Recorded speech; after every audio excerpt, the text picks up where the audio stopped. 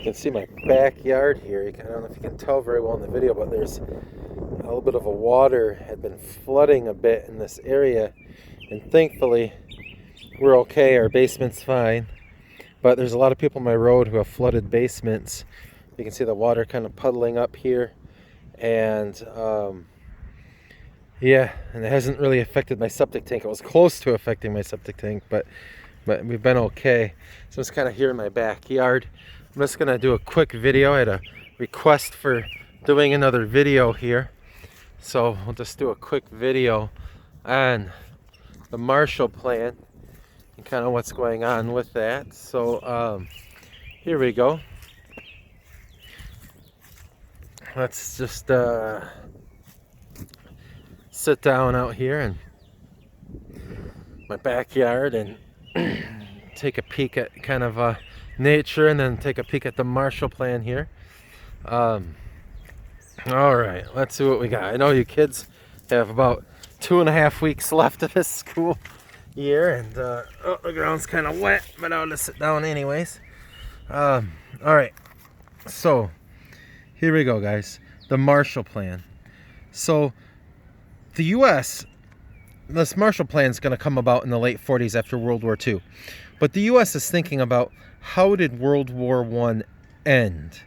The U.S. is trying to be very, very cognizant of how World War I might have played a role in World War II happening. And so, remember, Germany at the end of World War I was punished harshly. And because Germany was punished harshly, a lot of people think that helped Hitler and the Nazis kind of rise to power, because they could point to the Versailles Treaty, which was hated in Germany, and look at what look what Britain and France did to us, and look at how they punished us. Woodrow Wilson didn't want to punish Germany harshly, but a lot of people think that, you know what, how World War I ended helped cause World War II. And the U.S. is already thinking this at this time. And so what is the Marshall Plan? It's an economic plan to help rebuild Europe after World War II.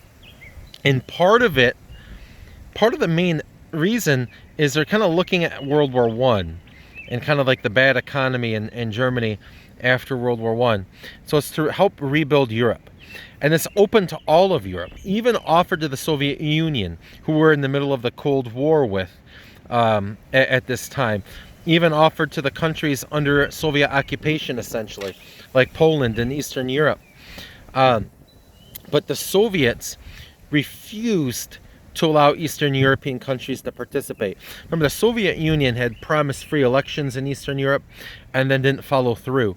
And so the United States is already kind of thinking, well, we let Hitler get away with a lot of breaking kind of rules and stuff like that, appeasement and treaties. And they're kind of seeing, well, Stalin had promised free elections in Eastern Europe and isn't allowing them.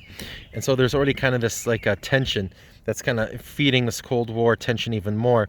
But the Soviets had promised free elections in Eastern Europe. They don't allow it. And in fact, they had they had kind of occupied Eastern Europe, put in kind of like puppet regimes. They were pro-communist, pro-Soviet,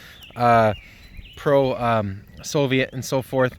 And so Eastern Europe's not allowed to participate.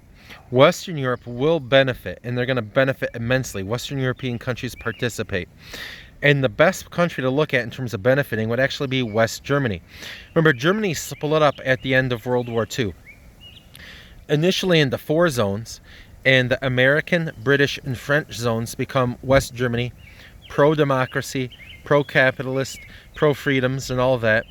East Germany is the Soviet zone, and that's going to be basically a puppet Soviet setup where they're communists. They don't allow free elections. Only one political party. You can disappear in the middle of the night if you're a political dissident speaking out against the government there.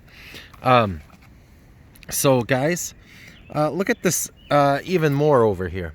All right, so why are we rebuilding Europe and offering to rebuild Europe, and really only Western Europe's taking us up on it because Eastern Europe's not allowed to? And the Soviets, although they're in a horrible economic position, the fact of the matter is They can't take American economic aid because if they do, that's essentially admitting that America is better at the start of this Cold War.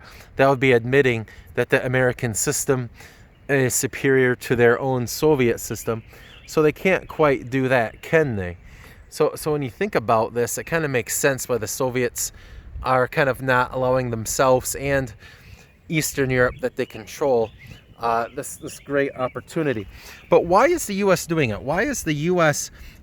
Essentially putting financial resources, giving machinery and stuff like that?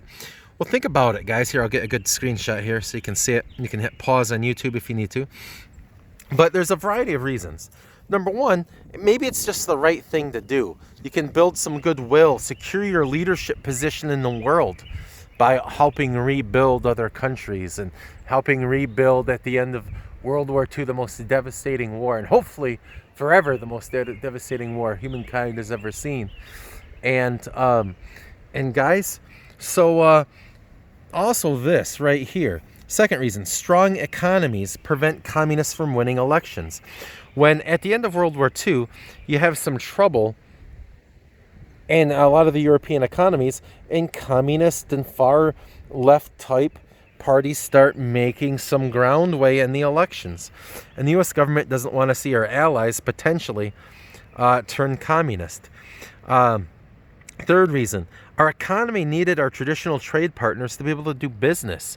We bought things from them. We sold things to them. And so the fact of the matter is, it would help our economy if our traditional trade partners were back up on their feet. Moreover, a strong Western Europe is likely to have a strong military and then be a deterrent for Soviet expansion. Think about what's going on in Eastern Europe. The Soviet Union promised free elections there, and then they aren't happening.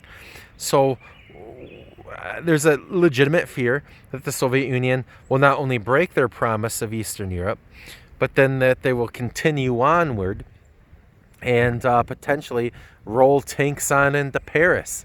We don't want that. And you should be able to see how this is all about the Cold War. This Marshall Plan fits in with the Cold War. The Soviets refusing our help because, hey, we're saying our system's better and it can't be better for accepting help. The United States, you can see containment in here.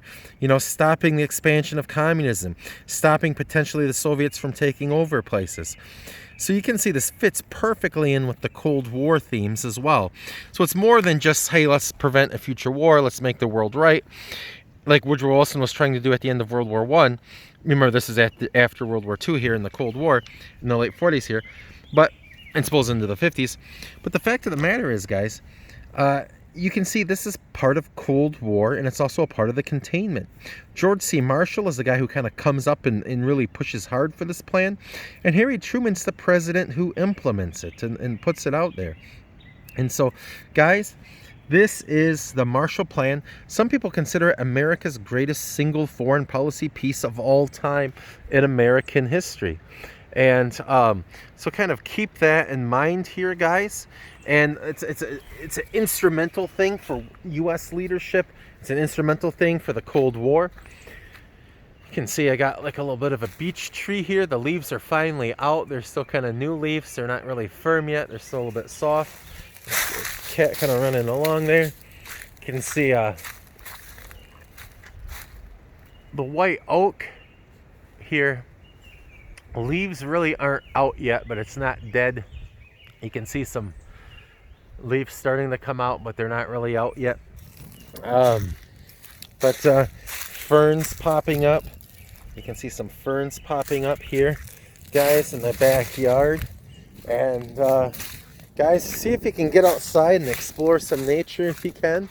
I'm lucky to have a lot of nature right in and around my house. But guys, get some fresh air, get some sun, stay positive, be positive, stay in touch with your teachers, stay in touch with your friends. Guys, have a good day, and hey, send me emails, pop into my office hours online, and get your grades up. get your grades up. There's a great opportunity here to raise your grades in all of your classes. There's still about 2.5 weeks left. You kids can do it, and have a wonderful day, guys. See ya.